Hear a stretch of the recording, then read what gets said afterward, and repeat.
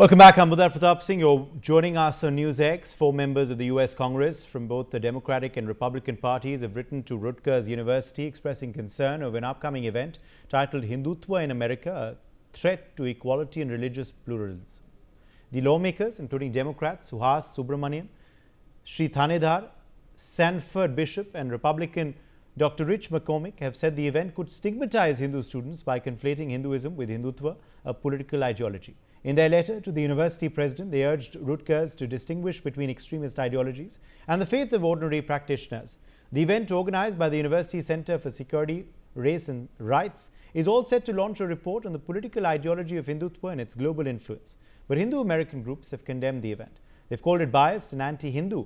They argue it reflects a broader pattern of misunderstanding of Hindu identity in US academia. Well, let's open this up.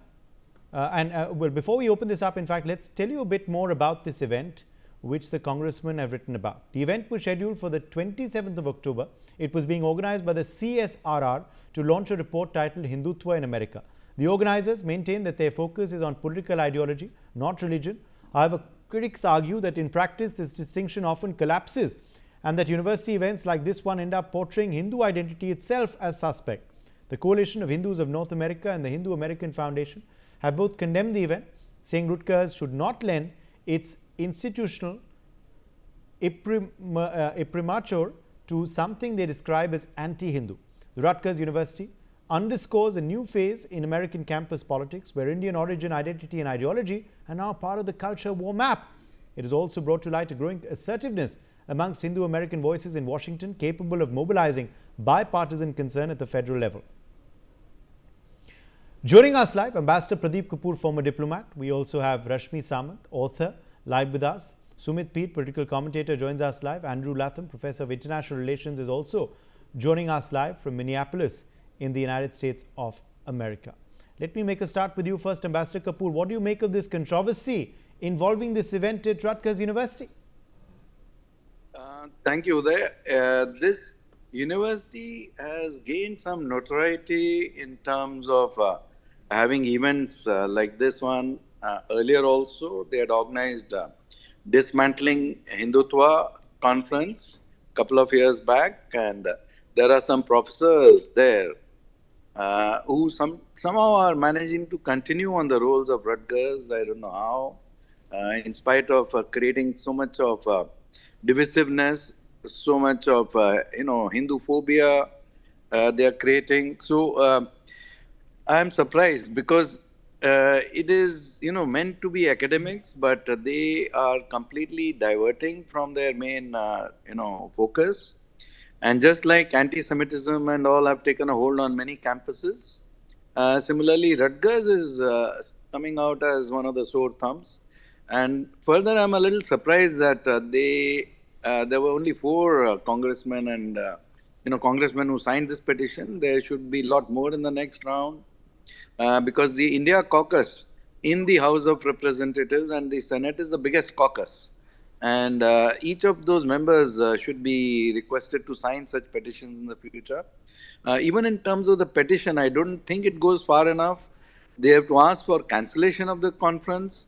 They have to ask for suspension of those faculty people who are actively engaged in such activities, or dismissal of those faculty people. And they have to, take very firm stance so that this sort of attitude is challenged very firmly, particularly under the current administration, which has gone all out to take action against various universities.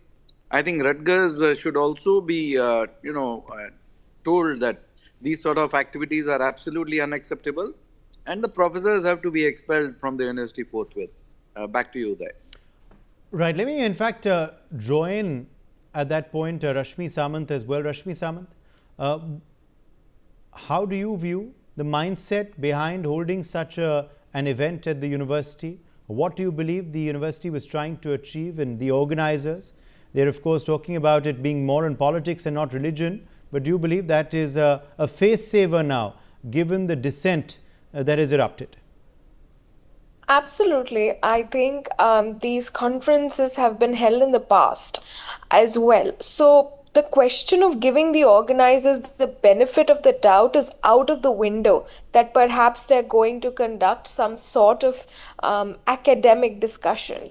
That's not going to happen, because in the past two installations of the same conference under different variations of Hindu and Hindutva that have been conducted at the Rutgers University, from dismantling global Hindutva, all that the organizers have managed to do is propagate anti-Hindu hatred, Hinduphobia on campus, and make the students on Rutgers campus make them feel extremely unsafe and attacked.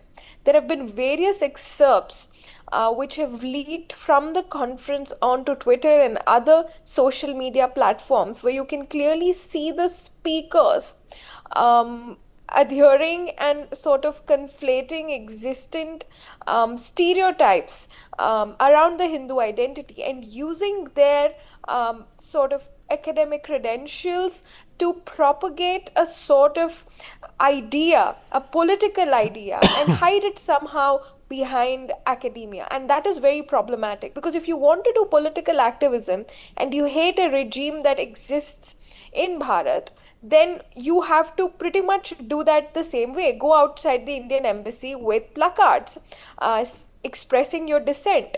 But the minute you try to cloak it with some sort of academic dissent, that becomes dangerous, because here you're trying to propagate and lend legitimacy to your political activism by putting the future, the safety, the feelings, and the experiences of not just Indian origin students, but also first, second, and third generation Hindu students who study on not just Rutgers campus, but every campus in the United States. Thereon. So I think that is extremely dangerous. What these professors de facto need to be doing, given the kind of ideas that they're propagating in these conferences, is just pick up placards and end up outside Indian embassy, because all they're doing is express dissent against the Indian government. They don't have to go to the elaborate extent of cloaking it behind some sort of academic conference, because that then has so much more impact, including the mental health and also the physical safety of Hindu students on campus. And that's a very dangerous notion. I'm glad that 2-3 congressmen have come forward with their dissent, but I think more people across party lines need to condemn this kind of conferences that seek to just vilify the Hindu identity in the United States and abroad. But what's interesting is, of course, the kind of bipartisan support as well that this opposition to the conference is getting, Sumit Peer, which shows also a lot. Republicans, Democrats, both coming out in condemnation of it. Do you believe more needs to be done? What do you believe is at play here, Sumit, and how must this attempt then be defeated? Uday, thank you very much for having me on your show. Well, if we look this incident in isolation, you might find there is one odd incident which has somewhere happened, which is dangerous and should not happen. But if you look at the broader picture, things are getting out of control in the United States of America. Look at the recent beheadings which has happened. Look at the recent killings which has happened. And let me take you to the Donald Trump's Diwali party, which was only 24 people there, 2 darjan log, right? And when he was lighting that diya, the MAGA supporters said it is demon worship. He's been consumed by the demon. So lighting a Deepavali diya in White House by so-called MAGA supporters, who, because of whom Trump is in that place, is demon worship. They are saying declare it as a Christian country, and all kinds of things are happening after that. And the unfortunate part is Donald Trump administration did not issue a statement or issue a clarification. What happens on the road when you give such a statements? Chandramolleshwaran got beheaded. Another student just was trying to do a part-time job, a BDS student, I believe, Mr. Pole. He lost his life, somebody shot him dead. When these kind of racial attacks are happening, there's one Sikh gentleman in near North Hollywood. He was going to a Gurdwara, somebody came and beat him up with the golf sticks, he died. Another Sikh girl or a sister of ours, which was multiple times raped and said, go back to India. When these events happen, when you say we are blood-sucking vampires, when you say we are taking the jobs, when we say H1B is a scam, when you are trying to demonize a country and a community as such, how and when did Deepavali worship become demon worship? I don't know. Is the faith of 1.4 billion people, 1.3 billion people in the world, is it some kind of a demon worship? Are we Saturn worshippers, which includes people of you and me and other peoples of on the panel and millions of people watching the show? When did this happen? But the problem is that even if this happens, there should be somebody who should come and say, I'm sorry, I apologize. I expected the prominent people there, including Kash Patel, Tulsi Gabbard, and there were a lot of prominent people there. They should have come and expressed this. Now, take it from the White House, take it from the political discourse. It became talking point of all the media channels in the world. Now, what is happening in campuses? We see a small argument happening between a manager and a worker. He beheads him. Somebody standing on a petrol pump, somebody comes and shoots him. Because the general conception which is going is that these are some kind of very evil and very dirty people. If I get rid of one of them, I'm doing some kind of a great omen, like acha karam karam, getting rid of one of them. Now, if you see in this campus has a repute of doing this. There are people like Audrey Trotsky which come from this campus. They are again let go. And again, Hindutva is a way of life. It is not a political ideology, sir. As per Supreme Court of India, it's a way of life. And it is not a political ideology. The political ideology is a party called BJP. Hindutva and BJP are two different entities. Why are you trying to mix the few? And if you look at I will read you some names of that. I was just doing Professor Shahar F. Aziz, Egyptian-born American professor. Then you have Professor Danish Faruqi, Suzanne Akram, George Basarat, Mohammad Mashad, Ibrahim Rasool, and Audrey Trotsky. These are the kind of people I have read out the names. After that, we can all make what I'm trying to say. These are the kind of people who have entrusted the job of organizing this function. And what do these kind of people want to do? They want to portray Hindus and evils and demons. And anyway, we have been told as blood-sucking vampires, we are running the Russian laundromat, we are taking the jobs, we are running H1B scam. We are coming and siphoning the wealth of America, while as 1% of our diaspora pays 6% of the tax.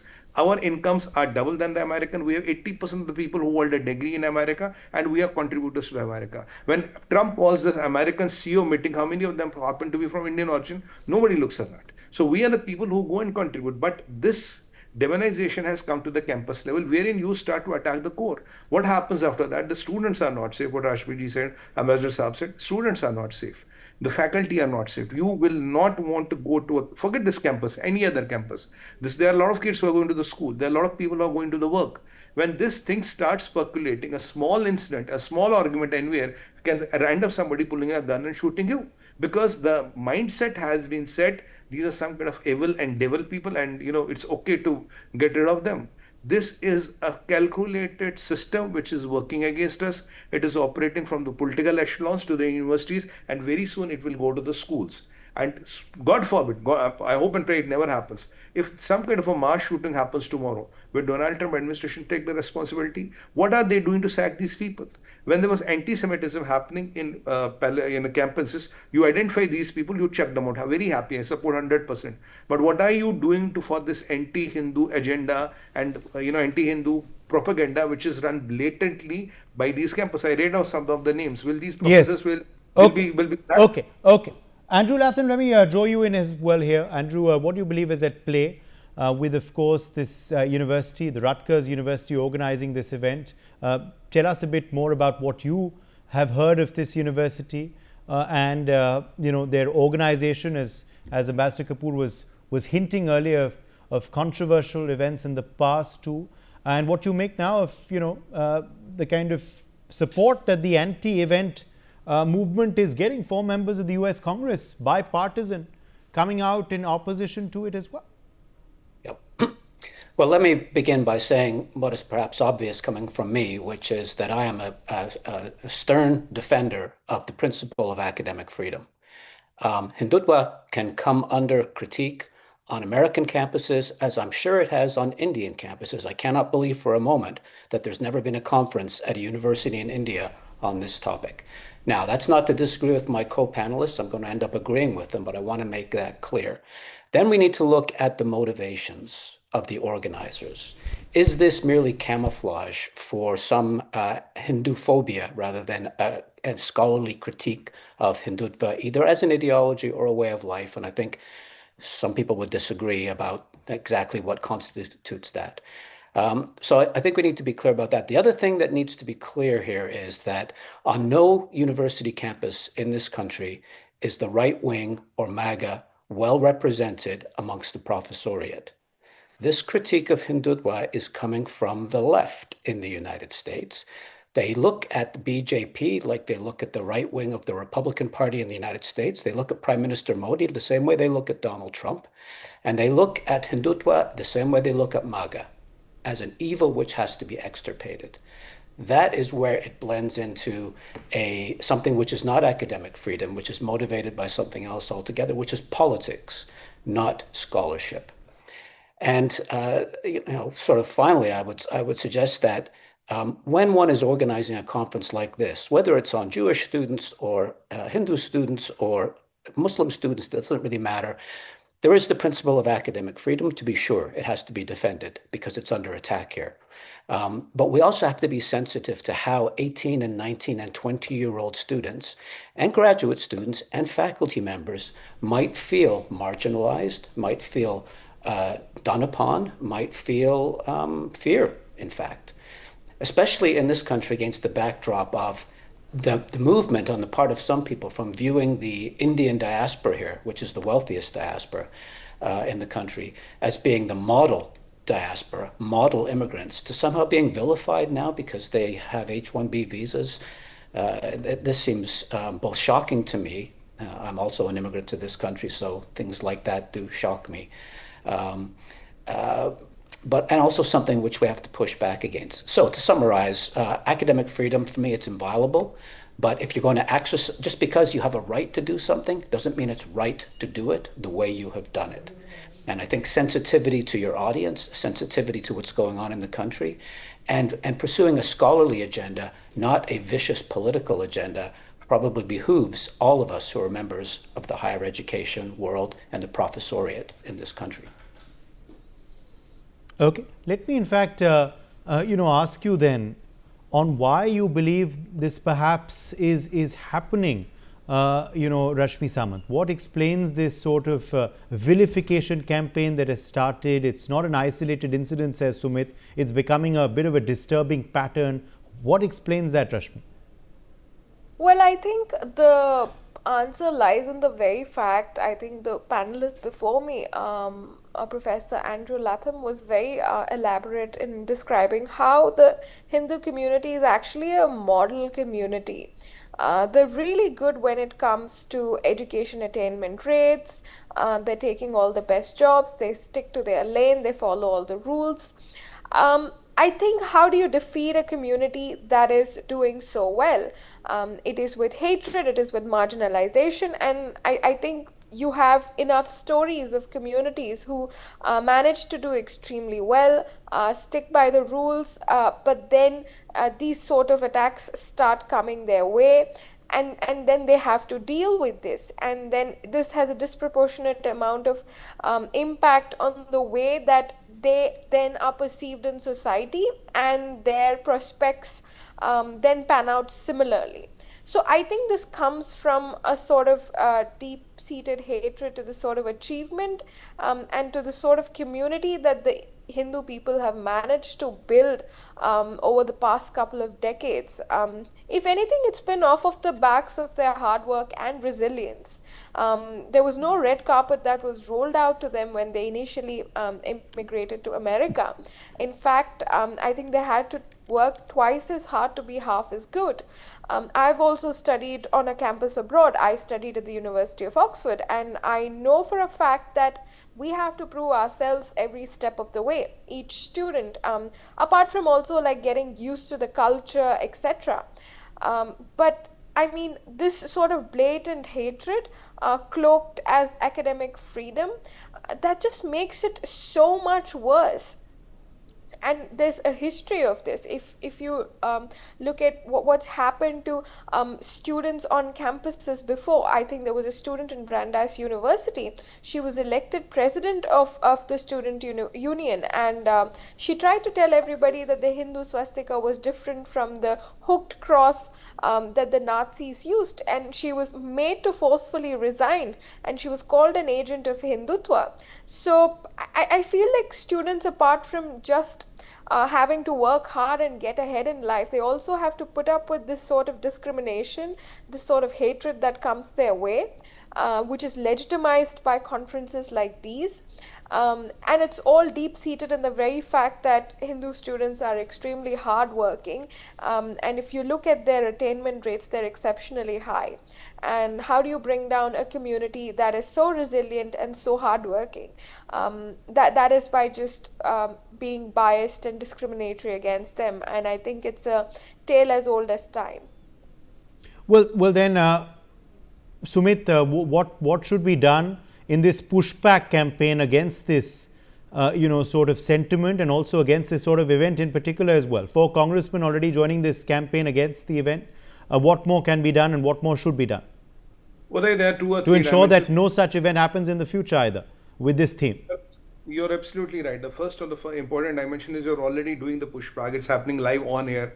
Thanks for picking this up and letting the nation know. And I'm pretty sure it will go international as well. That's the first step. Second step is I want more people from Indian diaspora, not only the 4 congressmen, to come and talk about it. I want prominent Indians in India and working in America to talk about it. I want Indian Americans to talk about it. I want those big boys of the Silicon Valley and all to talk about it. Because look, the issue is multi-layered. If I look at a pyramid, here you are attacking politically, demon worship and all. Here you are saying stop H1Bs. Here you are saying don't hire Indian people. Here you are saying let's not give any work to Indians. You are putting tariffs, you are going to college. And the last step is only which is left is school. So it's a very systematic system which is working and attacking at the all level. Because this is designed to bring down a community which is doing far exceeding well. Now, if you think that somewhere down the line, a Vivek Ramaswamy, an Indian American born or an American born Hindu will become your problem or he aspires to be a president. If you think Kamala Harris can be your problem one day, or if you feel, there's so many people like that who can become your problem one day. So what you are trying to do, you are trying to make that living and going difficult. If I respect academic freedom, I'm all for it. But has this university organized a conference on Islamophobia? Has they organized the radical Islam? Have they asked on what is happening in the genocide the Islamic wars have done? How many people have they killed? If they want to talk and discuss and deliberate Hindutva and all that, why don't you have the same courtesy and same love and same respect for Islam? Why don't you talk about the genocides? Why don't you talk about so many things there are there in the world which need to be talked about?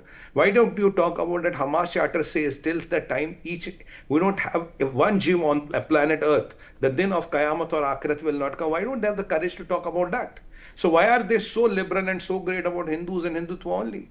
I mean, why do they always want to discuss this? Because Uday, it's like you have 10,000 rupees in your pocket. I say, let's negotiate. Even if I ending getting 500, I have made $500. It's as simple as that. So it's like that. So if you come, tarnish my fate, dismantle it every day, whatever 5% you get out of it, it's your gain. So there was thing was like that. It's exactly 10,000 rupees in your pocket. Let's negotiate. Even if I end up with a 500 rupee note, I have got my $500. Is exactly what is happening. I want to question how many other faiths or religions of the world have been questioned, how many seminars have been organized, and have these professors which I named out who have been so kind to a Hindu and Hindu faith, all these Muslim names which I named out, have they done it for their Islam also? Have they done it for their faith also? Have they criticized Hamas? Have they criticized this anti-Semitism which is happening, the Jewish hatred which is percolating in the campuses? And has American administration, the way they did an anti-Semitic crackdown is good. What are they doing to make sure we are not unnecessarily victimized? Absolutely.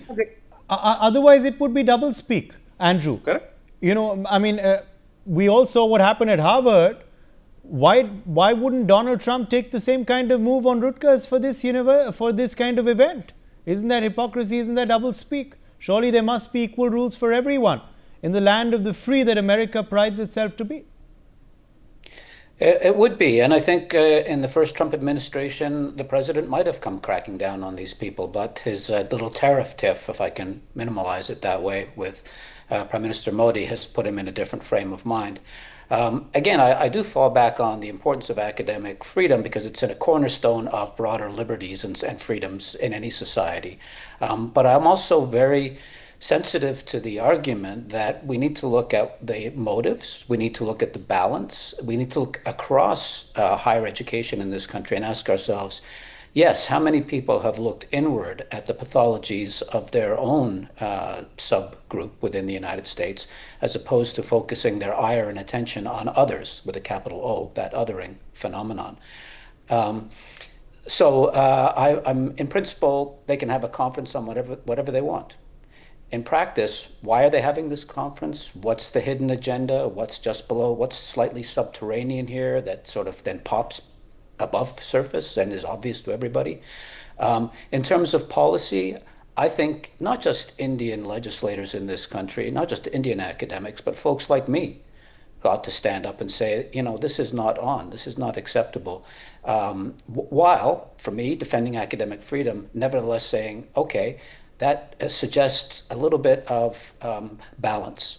It suggests the need for a little bit of sensitivity to the students. I have very many wonderful, wonderful Hindu students that I teach, that I work closely with, in fact. They have begun to complain to me about the sense in the air in the United States and even on campus that this is not the way it used to be. And they are coming in for criticism and prejudice that they haven't experienced and that their parents haven't experienced before in this country. Because this is newish, this anti-Indian, especially anti-Indian immigrant phenomenon. Because this immigrant community was so successful, they were kind of under the radar for a while. But in the last 5-10 years, that's changed in a big way. And my students now are beginning to feel that and talk about that in ways that that's hadn't unfortunate. been the case. That's unfortunate. Yeah. And of course, more sensitivity is needed. And I'm sure you are displaying that at your university. Let's hope that others display that at other universities too in the United States and in fact across the world too. All right. Well, we're out of time. My thanks to all of our guests for joining us on this discussion. Let's quickly slip into a short break.